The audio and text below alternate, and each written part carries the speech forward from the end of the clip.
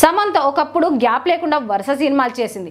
ఇప్పుడు బాగా గ్యాప్ ఇచ్చింది. 1 సంవత్సరం పాటు గ్యాప్ ఇస్తున్నాను, ఆ తర్వాత సినిమాలు చేస్తానని ప్రకటించింది. అలా చెప్పి సంవత్సరం దాటినా ఇంతవరకు సమంత నుంచి కొత్త సినిమా రాలేదు. గత కొన్ని రోజుల క్రితం మా ఇంటి బంగారం అనే చిత్రాన్ని అనౌన్స్ చేసింది. ఫస్ట్ లుక్ కూడా రిలీజ్ చేసింది. ఆ తర్వాత ఈ మూవీకి సంబంధించి ఎలాంటి అప్డేట్ లేదు.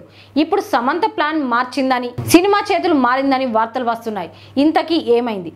సమంత మా ఇంటి బంగారం సినిమా ఓ కొత్త దర్శకుడితో చేయాలనుకుంది.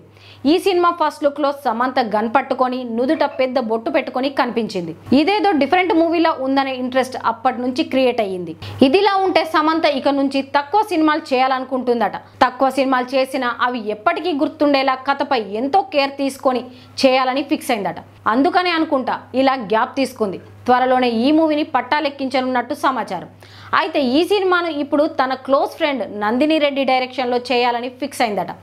సమంత నందిని రెడ్డి ఇద్దరు క్లోజ్ ఫ్రెండ్స్. గతంలో వీరిద్దరూ కలిసి జబర్దస్త్, ఓ బేబీ సినిమాలు చేశారు.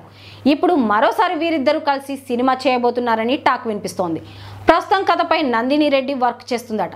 ఈ సినిమాని సమంతే తన బ్యానర్ పై నిర్మిస్తోంది. ఇటీవల నిర్మాతగా శుభం సినిమాతో సక్సెస్ సాధించింది. మరి ఈసారి మా ఇంటి బంగారం సినిమాతో నటిగాను నిర్మాతగాను కూడా మెప్పిస్తుందేమో చూడాలి.